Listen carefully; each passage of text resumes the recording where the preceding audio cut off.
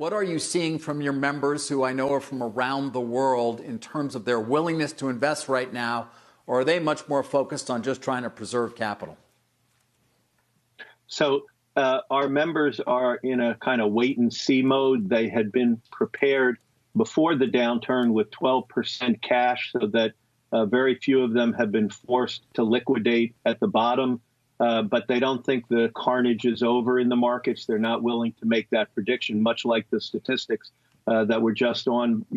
Some people think it'll get better. The sentiment is this can't come back quickly.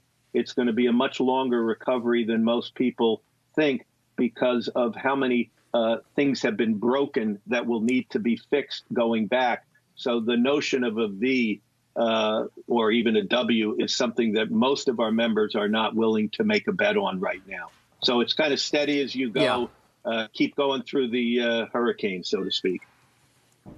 Yeah, I've said this a number of times because it comes up so often in the conversations that I have as well. It's very difficult to know what the new normal is going to look like.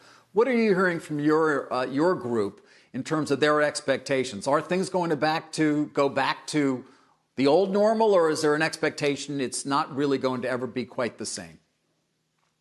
It will never be the same. But as has been proven with virtually every downturn since the Civil War, things come back and new things occur and old things die. It's the nature of the creativity of the human spirit. And we know that more than anybody because we're filled with entrepreneurs who have been doing this their whole life. But, nobody's ever going to go into a restaurant or get on a plane or go to a sports event without thinking about this for the next few years. I'm not saying these industries won't come back. Technology, telelearning is going to be just huge. Working from home for offices. You see SoftBank and WeWork getting in a tussle right now because WeWork's future is a lot less bright. Office space, who's going to need it? So there's going to be dramatic changes that are going to create huge winners and losers and people looking for opportunities when things settle down. There's plenty of time to wait to jump in. But there's going to be fundamental transformations that we could never have predicted. Yeah, well, we work particularly office space where people actually are quite close together is an issue. I'm curious about your own business, Michael. Obviously, you rely on membership fees, but I know events and conferences are an important part of what Tiger 21 does. You can't do them right now. What are your expectations in terms of whether and when you will be able to do those kinds of things again? Well, actually, just the opposite. The silver lining here is we have a team that was able to pivot our entire business to a remote telemodel. And all of a sudden, 60 groups that were meeting every month in person are now meeting on various types of video conferencing, Zoom being our primary one right now. And what's incredible is where you used to miss a meeting if you couldn't be there.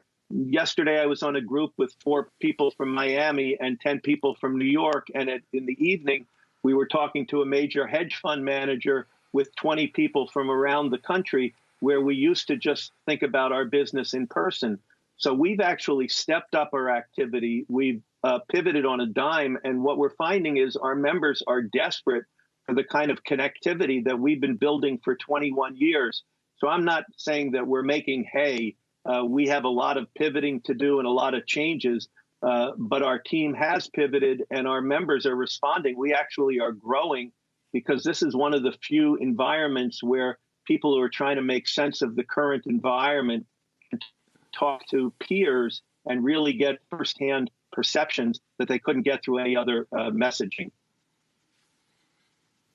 Hey, Michael, it's a widely held view that globalization, supply chains really peaked actually a few years ago, and then trade concerns came in.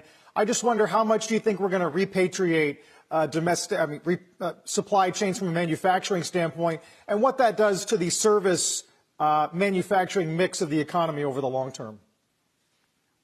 Well, I think the biggest impact is in the emerging markets where the Western countries are going to have various degrees of medical capacity to flatten the curve. You're going to have herd infections in the emerging countries where they don't have the medical resources. And when you combine that with this phenomenon that you're talking about, every country is now going to want to have more manufacturing for critical needs in their own country. And that's going to be a double whammy. And that's why you see the emerging markets in much worse shape, spreads widening out. I think Argentina defaulted. Ecuador may not be far behind. So I think the answer is yes, there will be more manufacturing. But as far as the service economy, the new manufacturing is going to be very high tech. It's going to use every amount of technology. So I'm not sure that you'll see it in employment numbers as much as you'll see it in trade flows.